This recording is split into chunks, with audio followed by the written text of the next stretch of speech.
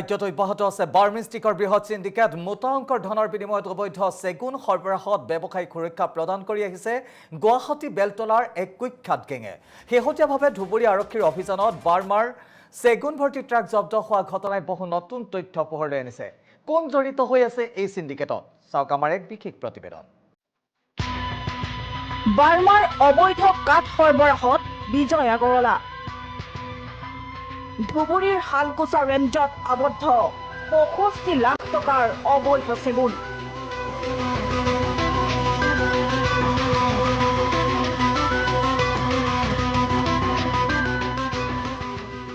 থৰকাচুটি হেৰুৱাইছে বেলতলাৰ পাচিং মাফিয়াই।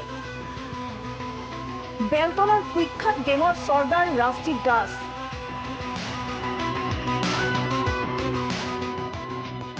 ৰাজদীপ প্ৰণৱ ভিমুৱে নিতৌ পাচিং কৰে অসংখ্য অবৈধ কাঠৰ গাড়ী।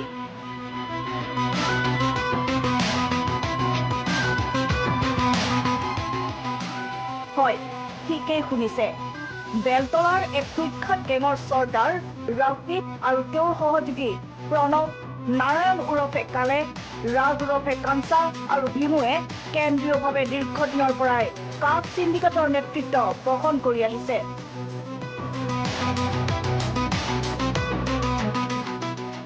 আজিৰ পৰা এক দশক পূৰ্বে বেলতলাত কয়লা ডিপুত সৰু সুৰাকৈ গুণ্ডাকৰ সংগ্ৰহ কৰিছিল ৰাজদীপ গেঙে। পৰৱৰ্তী সময়ত অৰ্থাৎ বিজেপি চৰকাৰৰ প্ৰথমটো কাৰ্যকালত উজনিৰ এজন বিধায়কৰ আশীৰ্বাদত ৰাজদীপ গেঙে গুৱাহাটীত ভূমি বেদখল, কয়লা আৰু কাঠ সিন্ডিকেটত নামি পৰে।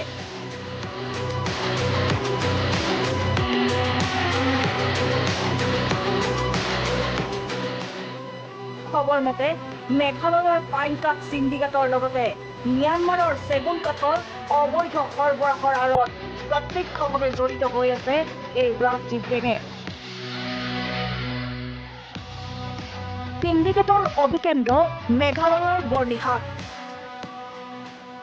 নিতৌ গুৱাহাটীত প্ৰৱেশ ঘটে শতাধিক পাইন কাঠ ভৰ্তি বাহনৰ। সমান্তৰালভাৱে প্ৰৱেশ কৰে বৃহৎ পৰিমাণৰ বাৰ্মাটি। হয়, বেলতলাৰ ৰাজদীপ গেঙৰ নেতৃত্বত নিতৌ মহানগৰীত প্ৰৱেশ কৰে শতাধিক পাইন ভৰ্তি ট্ৰাক আৰু ২৫ৰ পৰা ৩০খন বাৰ্মাৰ চেগুন কাঠ পৰিবাহী কণ্টেইনাৰ।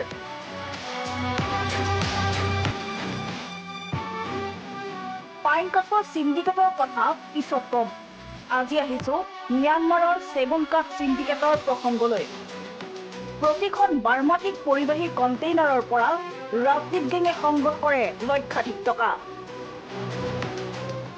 গুৱাহাটীৰ যোৰাবাটৰ পৰা ছাগলীয়া অথবা শ্ৰীৰামপুৰলৈকে ৰাষ্ট্ৰীয় ঘাইপথৰ সম্পূৰ্ণ দায়িত্ব ৰাজদীপ গেঙৰ।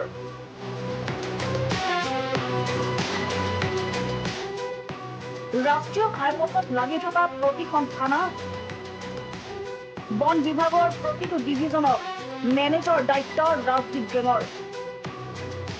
ছাগলীয়া সীমান্তত পাচিঙৰ দায়িত্ব আব্দুল আলিম ওৰফে ছাফিৰৰ।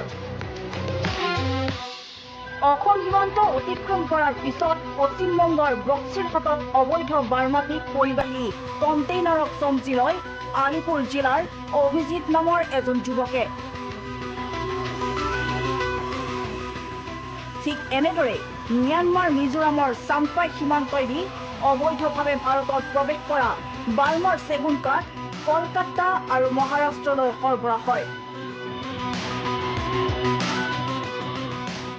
ম্যানমাৰৰ পৰা অতি কম মূল্যত আমদানি কৰা এই চেগুন কাঠ কলকাতা আৰু মহাৰাষ্ট্ৰত বজাৰ মূল্য ৫ৰ পৰা ৬,০০০ টকা।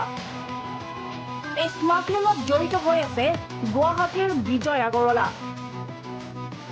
জড়িত আছে পশ্চিমবংগৰ নয়ন ঘোষ নামৰ এজন স্মাগলাৰ। গুৱাহাটীৰ স্পেনিছ গাৰ্ডেনত আছে এইসকল স্মাগলাৰৰ কাৰ্যালয়।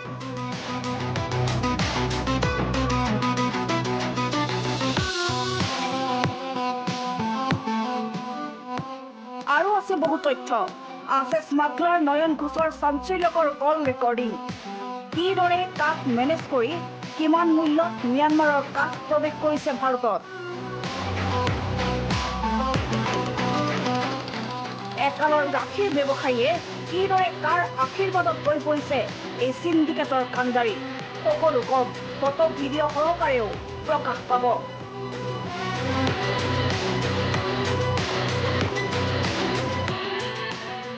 অপেক্ষা কৰক পৰৱৰ্তী প্ৰতিবেদনলৈ। ব্যুৰো ৰিপৰ্ট, প্ৰথম খবৰ।